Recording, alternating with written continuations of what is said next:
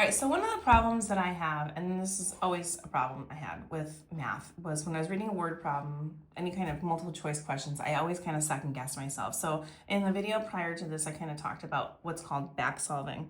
So this particular problem, we're gonna actually go ahead and solve using the back solving process.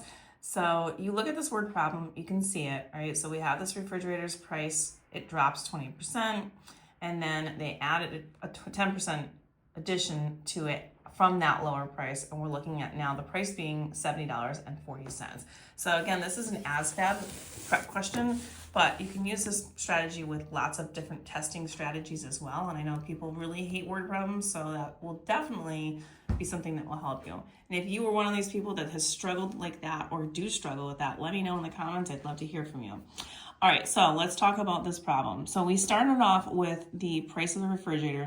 We don't know what the price was. It's one of these four choices. So we talked about back solving, picking one of the middle choices. So I'm gonna just start with the $70 one.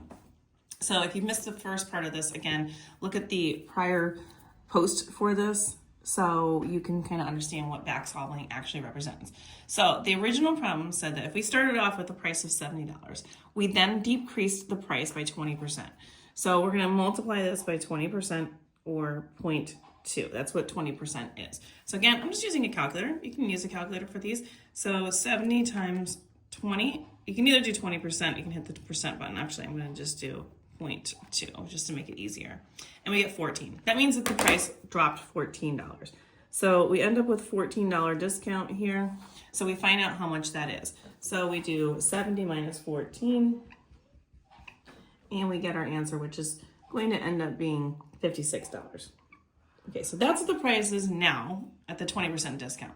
Now the price is going up by 10%. So again, if I'm not sure how to do that, I can just do times 0.10 or on a calculator, do the 10% button, and I'm just doing it with the decimal. So we've got 56, and we're going to times that by 0.10. This should be pretty easy to do in your head. You get $5.60. So that means you're going to add $5.60 to the price that you currently have. So I'm going to take now 56, add $5.60 to that, and that's going to add up to a total of $61.60. So that's how much the price of the refrigerator is, if it was a $70 refrigerator. But it's not. Or I'm saying refrigerator. Yeah, it is a refrigerator.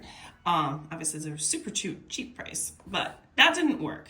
So $61 is far lower than what we're told the answer is. So that means that if 70 didn't work, then 50 is also not going to work. So these two are out of the situation here. Now I've got two other options. So now what I'm going to do is I'm going to pick one of them. It doesn't really make a difference which one. So let's go with 100 just because 100 is a little bit easier mathematically going. I don't even really shouldn't need to use a calculator. I will, but I'll just show you what you would do. And then if it's the right answer, it's the right answer. If it's not, we know that 80 is the answer. So we are taking a look at a $100 refrigerator, and if it goes down in price by 20%, you're going to multiply it times 20% or 0.20. We're going to get a price of $80. Or, well, it's $20 off. So it's $20 off, which means that the price of the refrigerator is now going to be $80. So we're going to do 100 minus 20, because that's a discount, and you get $80. Okay, then it goes up by 10%, so times 0.10. Again, I'm not using a calculator here because you should be able to do this in your head. 10% of 80 would be $8. So again, you had 8, so you'd have 8 plus 80, which means that the price would be $88. So if $88 is not obviously $70.40, then that would mean that's out of the options, and that would mean C is your answer. So that's how you would do back solving if you didn't know how to do the problem. Obviously, this isn't the way I would do it, but again, this is just how you could do back solving, and hopefully this strategy works for you. Let me know in the comments if this is something that you think is really helpful.